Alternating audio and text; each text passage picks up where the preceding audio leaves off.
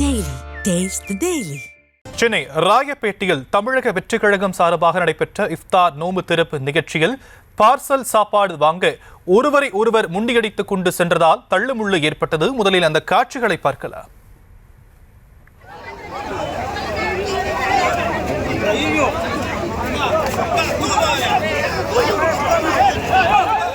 இது குறித்தான விவரங்களை நம்முடைய செய்தியாளர் பாரி கார்த்திக் வழங்க நாம் கேட்கலாம். பாரி கார்த்திக், பார்சல் சாப்பாடு வாங்க ஒருவர் முண்டியடித்துக் கொண்டு செல்லக்கூடிய காட்சிகளை பார்த்துக்கிட்டு இருக்கிறோம்.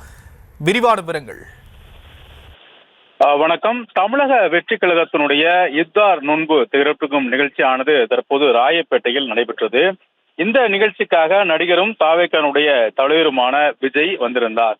முன்னதாக நோன்பு திறக்கும் பொழுது கஞ்சி மட்டும் அனைவருக்கும் கொடுக்கப்பட்டு பிரியாணி செய்யப்பட்ட 3000 பேருக்கு பிரியாணி செய்யப்பட்டது. அந்த பிரியாணி உள்ளிட்ட உணவுப் பொருட்கள் போகும் பொழுது பார்சலாக வாங்கிக் கொள்ளுங்கள் என்று அந்த நிர்வாகிகள் கூறினார்கள். இந்நிலையில் அதற்காக காத்திருந்தார்கள் பல்வேறு தாவேக்கா தொண்டர்கள்.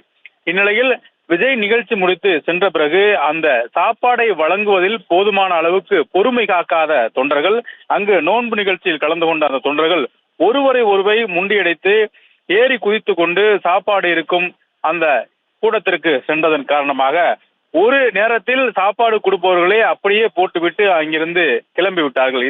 இதனால் அங்கு கூட்டம் நிரம்பியது. சாப்பாடு வாங்குவதற்காக வெகு நேரம் காத்திருந்த தொண்டர்கள் பொறுமை இழந்து நேரடியாக உள்ளே புகுந்து அவர்களே சாப்பாடை எடுத்துக்கொள்ளும் நிலைமைக்கு உள்ளானது.